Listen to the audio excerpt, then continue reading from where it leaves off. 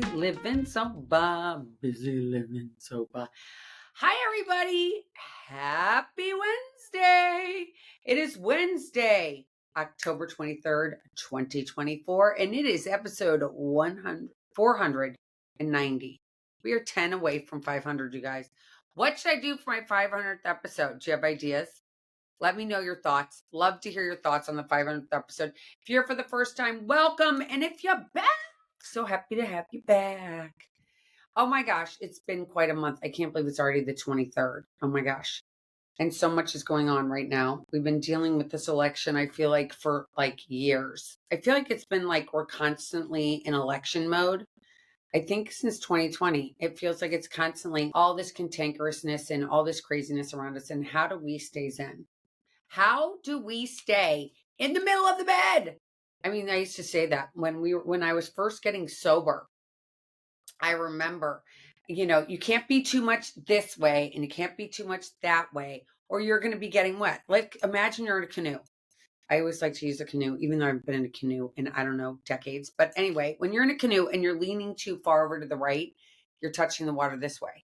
And if you're leaning too far over the left, you're touching the water this way, and the other side of the boat's up out of the water. But you need to get in the middle of the bed. Balance. Balance has been the hardest thing for me. So it's getting to this place where I'm not too into this. I'm not too into the election. I'm a little bit into it, as we all know.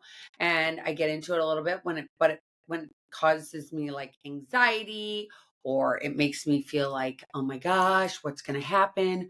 What are we going to do if this person wins? Where are we going to go? What are we going to do? Wake up, Jeff. It's 4:00 in the morning. I don't know what we're going to do. And when I'm doing that, I know I'm definitely leaning too far to the right and like touching the water. And I need to come up a little bit, and I need to get to this place of faith again. I can't live in the fear. I can only live in the faith. Faith, faith, faith. No fear, fear, fear. So staying in the faith.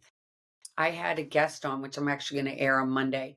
And she's wonderful. I don't know if you guys have noticed, but this month it's been all about people's stories, right? Everybody's been telling their stories this month. And it has been so fun. And so it's been kind of great to have people on all the time that I'm like, oh my gosh, this person's amazing. These stories are fabulous. And the stories I've had told for this month are all, so I'm just going to go and look here and see. I'm going to go, this is how bad my memory is. Are we all getting this way? It's like, oh my gosh, I'm just turned 56. I'm like, wait a minute, what did I do that last week? But here we go. So when we think about all my guests I've had this month, so when we started this month, which was so we had Lauren Sisler on, who Lauren was amazing. And she just wrote a book, which, it's right here. She finally just shipped it to me. And it's called Lauren Sisler, How I Overcame the Shame of Losing My Parents to Opioid Addiction. Amazing book, amazing guest. That was on the 7th of October. Then we had on singer-songwriter John Sullivan. Amazing. Oh my gosh, the scripture he knew was amazing. I had no idea. I knew he had been on The Voice. A dear friend of mine said, you should really get him on your show, to which I did. And he was amazing. And his voice is amazing. Check him out. He's got amazing stuff. You can go look on that. That was on the 14th of October. And you can go look in the show notes and find his links. But he was fabulous. And then this past Monday, we had on Pete Sousa, my dear friend, which was amazing too. So all these people told their stories. Lauren told the story of addiction as being the daughter of addicts. And then John told the story of being an addict himself, as well as Pete told the story of him being an alcoholic. And then next week is another person. We're ending the month with another person who had parents as alcoholics. And it's been such a great month. And so many people have been sharing their stories with me. At the end of the show, I'm going to read a story to you from one of my guests that wrote into me. And her name's Esther. which is actually my favorite person. I love Esther from the Bible. I'm going to start a Bible study. I know I've been telling you guys this for so long. I've been going on ad nauseum. I want to read the Bible in 1 year. I know that's crazy, but I do. I've been sober for 18 years. It's time. It's time for me to read the Bible. So starting December 1st, 2024 is the first day of Advent, and I'm going to start reading the Bible. I'm going to do it with my church, and I'm getting a church bunch together. But here's a call. Do you want to do reading the Bible in 1 year? And we can talk about it in a small group. I'll set up a WhatsApp and we can get together on, I'll figure out other ways we can meet. I will totally put that together, but we can do it on WhatsApp if there's the people that want to do it. And we'll all get the same Bible. I have the Great Discovery Bible. I actually bought 3 this week. I'm crazy. I sent one to my son and I sent one I got for my husband. I got one for me. Da, da, da, da. So if you want to do this, it's like one of my, I'm going to talk about it again next month, but December 1st is the day, 2024, which is, I think, a Sunday. Let me make sure, but it's the first day of the Advent calendar and it is December 1st, which is a Sunday. So that would be the day that we are going to begin. Is everybody into that? I hope so. I hope you'll sign up. Reach out to me at Elizabeth, ELIZABETH at elizabethchance.com. And please, all that information is on my website. And if you go to my website, busylivingsober.com, you will also get prompted and you will get my newsletter right into your inbox. So try that out. So back to the balance. So getting balanced, I want to get balanced and I want to, they say, and I believe them, the number 1 selling book in the world is the Bible. And every answer you're looking for is in the Bible. So why haven't I read it? I have no idea. Am I lazy? Maybe. Is it too much of a task? It's like too big because I've picked it up numerous times going, I'm going to read the Bible. I'm going to read the Bible. And then I'm like, I don't know what any of that just said. So that's why I want to do it with a bunch of people. And if you're one of those people who wants to join in, let me know. Send me an email. Say I'm in for December 1st, 2024. I want to read the Bible with you for the whole year. And I'm going to be like, bring it on. I think it's the year. I think 2025 is the year that I don't know. I think we get closer to God. I don't know why I'm feeling like that, but I do feel like that is in the air right now. It's like we need to read the Bible and we need to have answers. And it's so scary because I heard that the opponent of the person I'm cheering for, which you guys all know, is that I'm a MAGA girl. And Kamala was talking about somebody was in one of her rallies. I don't know how many people were there, 10 maybe. But anyway, somebody was there screaming, Jesus, Jesus. And she goes, you're in the wrong rally. You don't need to be talking about God here. And I thought that was so sad.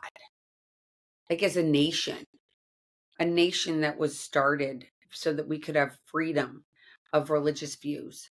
And it's so, I have another guest coming on in November who was originally born and spent some of her formative years till she was about 8 years old in a country where you cannot read the Bible, where you cannot be Christian, you're arrested. And, she talks about that in the podcast. And it's amazing to think that we take so many things for granted because it's always been this way. But what if it stopped being this way? They're already taking away, they're censoring people, they're taking away your freedoms. They want to take away social media so you can't put out what you want to put out. So the First Amendment's totally going by the wayside and people don't care. Is it because they don't care because they don't know, or they don't care because it's not really affecting them yet? I don't know. What makes people care? What makes you want to be balanced? What makes all of those things happen? I think it's a state of uncomfortableness. When you get uncomfortable, you're like, how am I going to get comfortable again? You learn something or you hear something you never knew before and you're like, wow, I just heard something new. And then you go and investigate it and hear that it was real. And you're like, I never thought about it that way. That's just changed my whole thinking. And this idea of being in the middle of the bed and being like not too much on this side, not too much on that side, is kind of safe when you get the middle of your Christianity or the middle of your Judaism, or you're in the middle of your Buddhism, whatever it is that you're in the middle of. Getting in the middle of it is so freeing and comfortable. You might say, oh, that's so lazy. But it's not lazy. It's just getting comfortable and going, I'm sick of trying to do this so much on this side, or I try to do so much on that side that I forget what's important right here in the middle, where the comfort is in the middle. You know, when you're in the middle of the bed, snuggled up with your special person, and you're like, this is the most amazing thing. I feel so safe. I feel so comfy. I'm in the middle of the bed. Why can't we feel like that all during the day? I think we can if we work on it. And we practice. And with telling the stories, with especially the 3 people, and I'm going to read the person again, I'm going to read my friend's story at the end. But when we tell our stories, it's complete freedom. When Lauren Sisler told her story about what it felt like to have her parents calling her in the middle of the night while she was in college, and her dad saying, your mom died. And then she flies across the country, or down the coast, actually, from New Jersey to Virginia. And she got there and she's like, where's my dad? And her uncle had to pull over and say, he died. She claimed her story, which at the beginning had so much shame. So many of these people had shame in their lives. You know, John Sullivan didn't talk about it so much, but Pete Sousa talks about it a lot. You know, the shame we feel. And I learned just recently that when Jesus died on the cross, he took the shame with him. He's like, I got this. You are free now. You are free. I'm giving you a way of life. I'm telling you, do A, B, C, and D, and your life will be amazing if you do these things and you follow these rules, and you will have a life beyond your wildest dreams. But you have to do these morals and do these beliefs. And we need to have boundaries. You know, I was talking to somebody today about boundaries. What are your boundaries? I wasn't raised with boundaries. So it's hard when you don't have any boundaries, because if you don't have any boundaries and you're falling off the bed all the time, or falling into the water, as I talked about in the canoe, you're falling. You're always getting messed up because you're always getting into these situations. You're like, how did I get here? Why am I here? How do I get out of this? Do I reverse? Beep, beep, beep. And if I do reverse, is everybody okay with me reversing? And people don't get okay with you reversing. They're like, wait a minute, you said you were going to do this. And you're like, well, I got here and I've changed my mind. I didn't think it was going to be like this. The feelings I'm feeling inside of me allow me to say, no, this isn't copacetic for me. I can't do this. I got to back out. And people might not like that.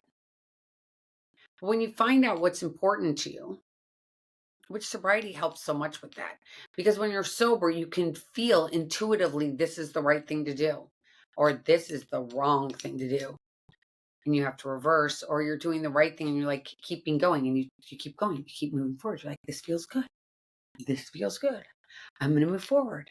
I'm going to keep going. This is working. This is 2 + 2 is equaling 4. This all works with me. I'm doing the right thing right now because I know intuitively this is the right thing I'm doing. My guest on Monday gets into that. When someone doesn't really like what you're doing and they don't say, yay, we like what you're doing and we're going to co-sign it. And they say, no, we don't like what you're doing. And you get to this place where you're like, well, wait a minute, you didn't give me approval to do this. And your loved one said, nope. And you do it anyway, because you know in your heart what's right for you. What is right for you? And getting balance takes so much time.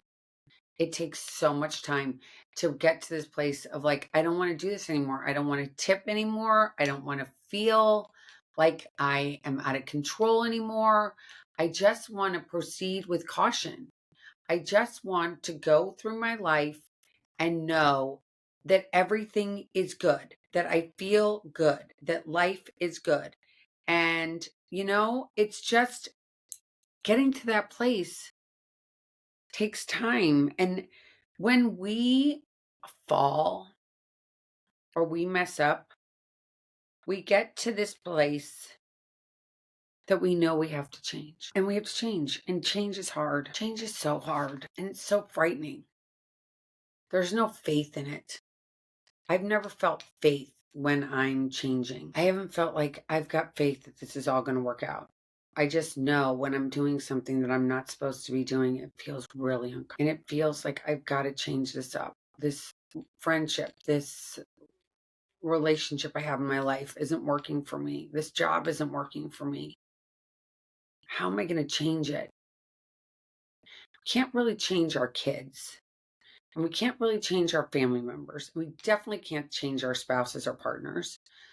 But if we're with other people that aren't that we weren't born, the blood or the people we chose in our lives to say I do to, or that we promise to be with forever, those are relationships that you have to work on forever. But if you have a friend in your life that you get around and you're like, I'm doing things I don't like to do. I don't feel balanced in this. This doesn't feel like it's answering what's going on inside of me, inside of my heart. It doesn't feel right. That's that feeling I used to have when I'd wake up hungover. I remember having this feeling all the time of like, oh my God, what did I do? Oh my God, I hate myself. I hate myself. I hate myself. Why did I do it again? Why did I do it again? I swore I wasn't going to do it again and I did it again. Why did I do it? Why did I let this happen? Why? And I hated myself for it. I'd look in the mirror and be like, I can't look in this mirror. I just want to just go climb into my bed and just hide and be ashamed. And I'd call my friends and be like, oh my gosh, I'm so embarrassed. Oh my God, I'm so embarrassed. And some friends would say, that's fine. You were fine. You're fine. Why do you care? You were fine. You were great. And then I had some friends that had the courage to tell me, you know what? You scared me. What you did scared me. How you acted, you scared me. And that was like, wow, I am right. This feeling that I'm having inside me that I'm really screwing up is right. It is right. Somebody just actually, that I was not a family relative, it's a friend, outsider, who just acknowledged that what I was doing was wrong. Shit, I'm in trouble. How am I going to get out of this? How am I going to get better? And I always thought that it was like what I was drinking or how much I was drinking. What it really was, it was that feeling of anxiety you have. You know, this weekend's probably, some of you that are listening are going to a Halloween party this weekend. I'm not, but I remember when I was first sober and I was going to a Halloween party. It was a sober party, so I wasn't that nervous about it. But because I did only things with sober people, hence why I joined a 12-step group, because I wanted to find friends that were like me, because everybody I was hanging out with liked to drink a lot. So I was like, who am I going to hang out with? So I found people in a 12-step room that were doing the same things that I wanted to be doing. And people can say it's a cult and people can say there's crazy people, but I have to tell you this. I think there's crazy people everywhere. It's just there. They admit it. They say, yes, I am an alcoholic. And when I say I'm an alcoholic, if I'm an insurance company, an alcoholic goes under the umbrella of mental illness, which then makes me crazy, right? So I'm crazy.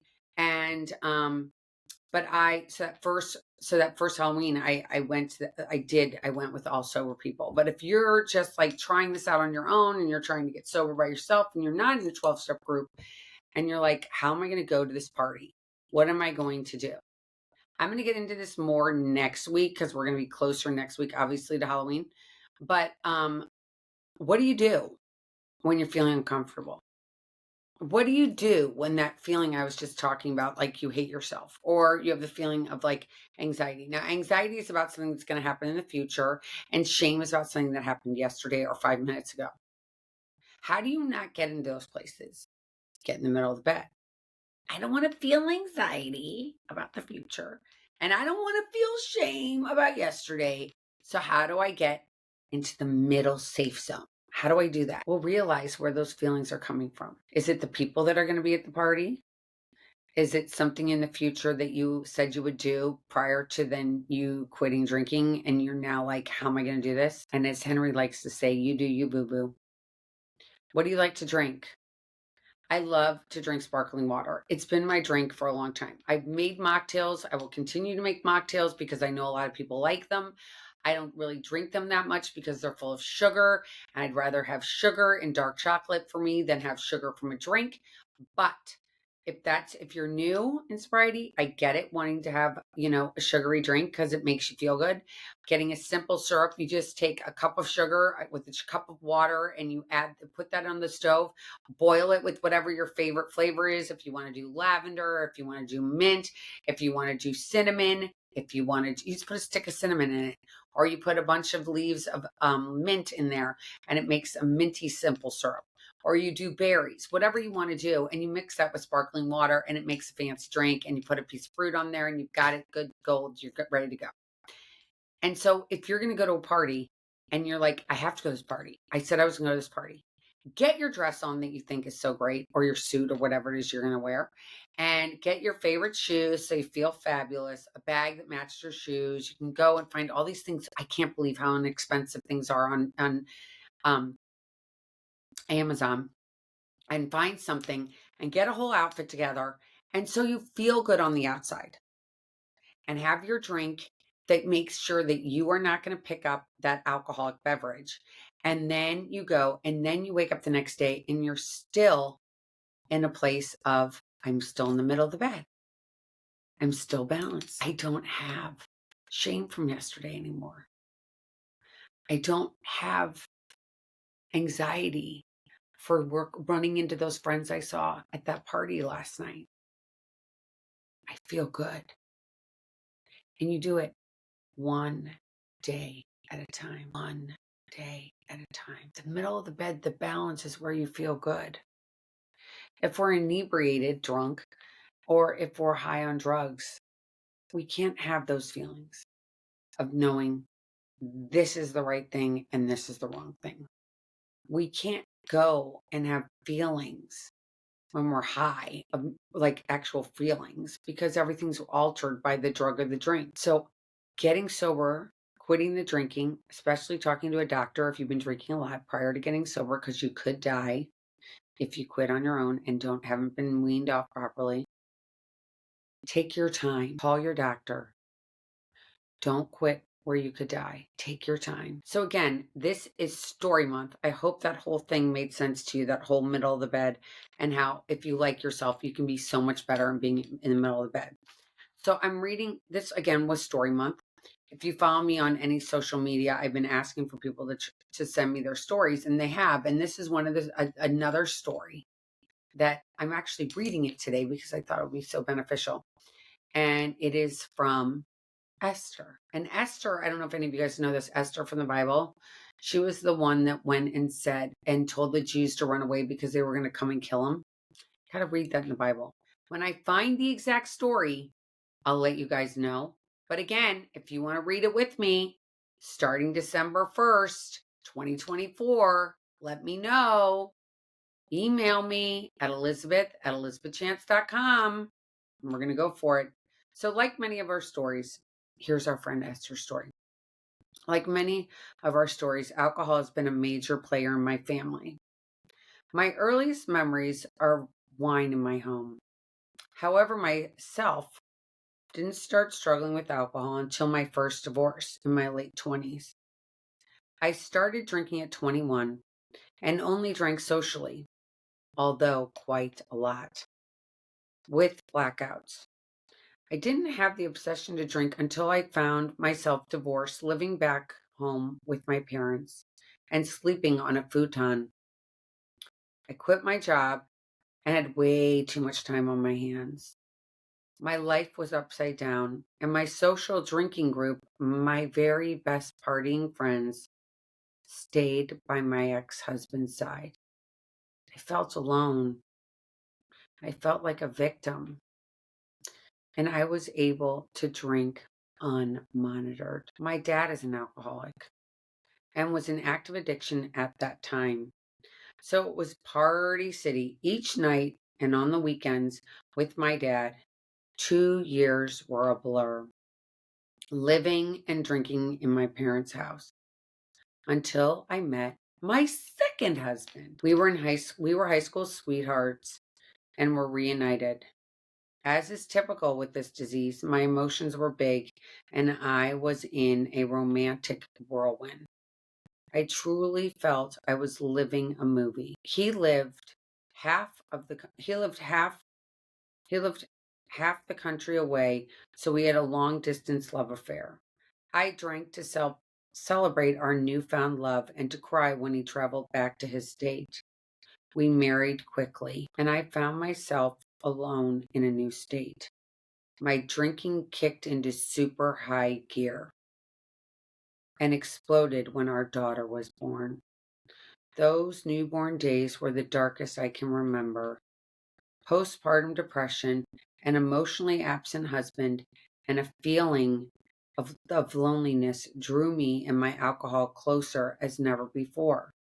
There are so many stories I shudder to remember, like a morning wine time as my daughter took her nap 10 and oh my gosh, I'm gonna read that sentence again. There are so many stories I shudder to remember, like a morning wine time as my daughter took her 10 a.m. naps. I divorced for a second time. After a few years, and once again, I was able to drink unchecked. Unchecked except for my daughter. She started noticing my drinking more and more. Her Barbies brought champagne to her imaginary dinner parties. She would pick out my favorite wine when we went food shopping.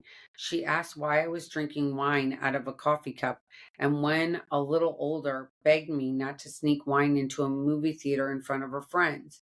I realized I was unchecked no more. One night, I had a dinner party with my friends at home. At around 12 a.m., my daughter woke up to find the house unlocked and I was passed out on my sofa. I have no memory of her going to bed, of my friends leaving. However, I do remember the fracture I saw on her face and the mom I saw reflected in her eyes. That night sent me to Alcoholics Anonymous. It was during the height of COVID. So the world was different, including the world of AA. Zoom was something many AA regulars couldn't wait to end and for the in person meetings to open back up. For me, Zoom saved my life. I don't know if I would have had the courage to walk into an AA room in person back then. Zoom allowed me to attend meetings daily without having to find a babysitter, and it was available 24/7. Still is, by the way. Many people are impressed when they hear that I got sober over Zoom. But the truth is, I don't know if I could have gotten sober without Zoom. Today, I would recommend in person meetings, of course. But as my sponsor always says, I was at the right place at the right time, and things happened exactly the way they should. I went through two sponsors before I found my perfect fit, a woman who kicked my ass daily and never let me let me get away with lying, especially to myself. The relationship I formed with my sponsor is closer than anything I could have ever imagined, and I still don't understand how Elizabeth Chance gives me so much with no expectations in return. After almost 5 years of sobriety, there are times I work my program well and times I don't. The effort I put forth when I work my program pays off 100-fold. The effort I put into fighting my addiction when I don't work my program is also 100-fold. Effort is effort, but the payback I receive is different depending on where I put my effort. I work daily to stay closer to my program than away from it. I'm not always an AA superstar, but I do not regret one drink that I reject, not one dry dinner out, not one fun time with my friends. I have received the immeasurable joy of raising a child through her teenage years who is proud of me. We enjoy game nights, and her friends love spending time at my home. I have had real conversations about drinking and addiction with my daughter, and I have shared my story with no shame. I would like to think that I have had a positive influence during her oh so influential teenage years. I know I could not say the same had I not gone to AA. I feel blessed beyond words that I am sober. Even when I'm not perfectly sober, when my mindset slips into alcoholic thinking and self centeredness, I no longer hurt myself with self hate. I know my higher power, my sponsor, and AA are always here for me, as is my sobriety. I beg anyone who has woken like me at 3 a.m. to look in the mirror and hate their reflection to consider AA. The first few weeks were the most difficult and important in my sobriety. Looking back in my life, you are worth the fight. Your family is worth the effort. As scary as not drinking is, It is as rewarding as not drinking can be. It is worth it. You are worth it. If you don't believe it, ask anyone in an AA room and they will tell you. They will love you when you hate yourself. Before you know it, you will wake up at 3 a.m. and forget that you ever hated yourself. You will pass the wine aisle and give it the same respectful distance you would if you saw a snake in the grass. My dad and sister have also been sober for many years. It is truly a miracle. One day you can be sober, and I know what it means to have serenity. I wish that anyone who reads my story, it can happen. I promise you. Thank you so much, Esther C. And you guys are going, wait a minute, you're her sponsor. Yeah, I am her sponsor. And she sent it to me as a listener. I didn't reach out to her and say, will you share your story? She just did it willingly, which I'm so grateful for. But this is someone that came in hurting. It was COVID. She was alone. She knew she was in a fight with this I call, booze Mike Tyson, and it was kicking her butt, and she needed to change. She wasn't in the middle of the bed.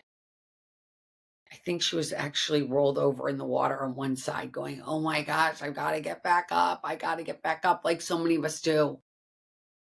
We all have been there that are listening, that have long-term sobriety. We've all been there. We've all had that first time in the rooms, first time raising our hands going, hi, I'm Elizabeth. I'm an alcoholic. And that freedom that you get when you say, the gig's up. This is who I am. Like it or not, this is my story.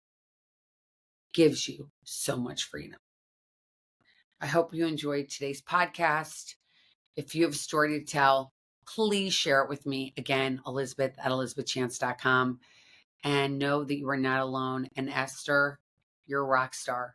Thank you so much for sharing your story. And until next time, everybody, keep getting busy, living sober. Bye, everybody.